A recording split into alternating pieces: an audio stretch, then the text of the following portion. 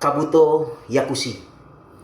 Ada perang yang lebih sulit dari perang di medan tempur, yaitu perang melawan diri sendiri. Dalam dunia Naruto Shippuden, Kabuto Yakushi adalah contoh paling nyata dari itu. Seorang shinobi jenius yang memilih menjadi aktor intelektual di balik perang dunia shinobi keempat. Ia bukan haus akan darah, tetapi ia kehilangan arah. Kabuto berperang melawan dunia luar karena tak pernah berdamai dengan dunia dalam dirinya sendiri. Kabuto tidak tumbuh sebagai anak yang memiliki nama besar, klan yang kuat, atau latar belakang keluarga yang heroik. Ia hanyalah anak yang tidak memiliki orang tua, kehilangan ingatan, dan dibesarkan di panti asuhan oleh seorang biarawati. Dari sana, Kabuto tumbuh dengan rasa ingin berguna bagi orang lain, terutama bagi sosok ibu angkatnya yang telah mengurusnya waktu kecil. Namun, justru niat baik itulah yang menjerumuskannya ke dalam lingkaran kebohongan dan manipulasi. Sejak kecil, Kabuto hidup menjadi mata-mata, berpindah identitas dari satu identitas ke identitas yang lainnya, hingga lupa siapa dirinya yang sebenarnya. Ia menjadi cermin dari manusia yang terlalu lama memakai topeng, sampai-sampai tak tahu lagi wajah aslinya seperti apa. Dalam istilah filosofis, Kabuto kehilangan diri otentiknya, sebagaimana dikatakan oleh filsuf eksistensialis Soren Kierkegaard. Keputusasaan terbesar manusia adalah menolak menjadi dirinya sendiri.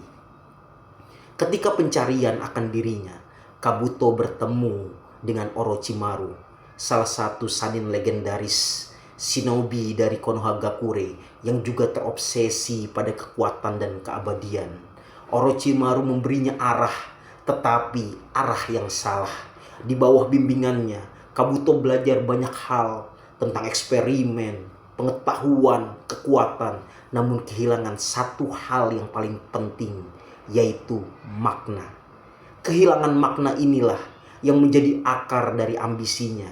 Ia mulai berpikir bahwa untuk menemukan dirinya, ia harus menjadi seorang yang tak terkalahkan.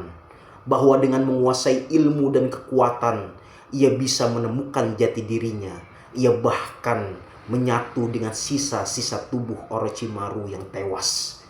Disinilah ironi Kabuto muncul.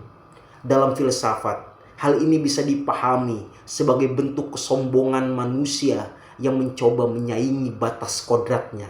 Seperti Ikarus dalam mitologi Yunani yang terbang terlalu dekat ke matahari yang akhirnya mengakhiri hidupnya. Kabuto pun terbang terlalu tinggi dalam ambisi kekuatan hingga kehilangan arah moralnya. Ia tidak sadar bahwa pencarian diri seharusnya menuju ke dalam, bukan malah pergi keluar. Saat perang dunia shinobi keempat dimulai, Kabuto menjadi pemain besar di balik layar. Ia menguasai teknik terlarang Edo Tensei yang memanggil arwah para shinobi legendaris dari setiap kota untuk bersekutu dengannya untuk berperang kembali di dunia. Ia menjalin aliansi dengan Tobi dari Akatsuki. Namun di balik kerjasamanya itu, Kabuto punya rencana sendiri, yaitu menguasai dunia shinobi melalui pengetahuan dan teknik Edo Tensei-nya. Namun semakin jauh ia melangkah, semakin dalam pula ia terperangkap dalam labirin ciptaannya sendiri. Di balik semua kekuatan itu, Kabuto sebenarnya hanyalah seorang anak kecil yang ketakutan. Takut tak diakui, takut tak punya identitas, takut menjadi tidak berarti. Dalam dirinya terjadi pergulatan antara aku yang asli dan aku yang diciptakan oleh ambisi. Filsafat eksistensial menyebut hal ini sebagai keterasingan diri. Kabuto telah menjadi asing bagi dirinya sendiri. Ia berperan sebagai dewa di medan tempur, di medan perang, tapi di dalam hatinya ia hanyalah manusia yang tersesat. Titik balik hidup Kabuto terjadi saat ia berhadapan dengan Uchiha Itachi. Bukan melalui pertarungan fisik yang melelahkan, melainkan lewat Izanami, Sebuah genjutsu yang dimiliki Itachi yang membuat Kabuto terus mengulang kesalahan yang sama sampai ia menerima dirinya sendiri. Dalam lingkaran genjutsu itu, Kabuto akhirnya melihat siapa dirinya yang sebenarnya. Ia menyadari bahwa selama ini ia hanya berlari dari rasa sepi ke rasa sepi, dari rasa kehilangan ke rasa kehilangan yang lainnya. Itachi Uchiha tidak menghukumnya, melainkan menuntunnya untuk melihat bahwa pengakuan sejati datang bukan dari orang lain, tetapi datang dari dalam diri sendiri.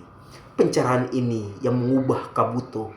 Ia memutus teknik terlarang Edo Tensei, menghentikan perang, dan pada akhirnya memilih hidup baru sebagai pengasuh anak-anak di panti, mengulang kembali bagaimana masa lalunya.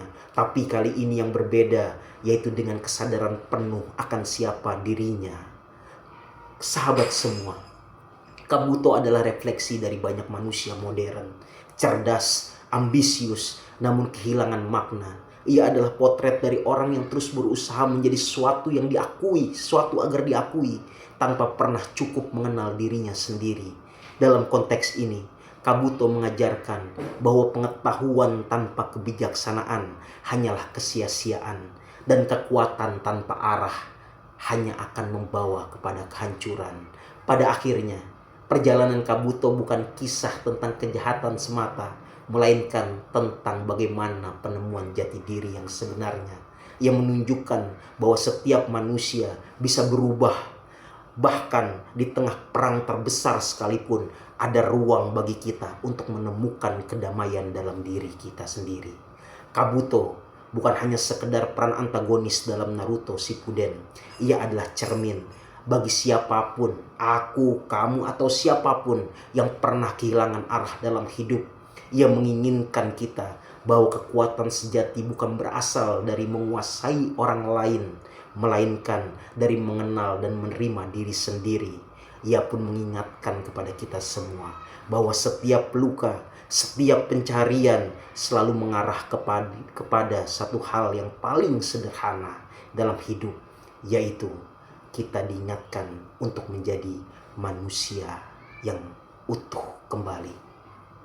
Kabuto Yakushi, terima kasih.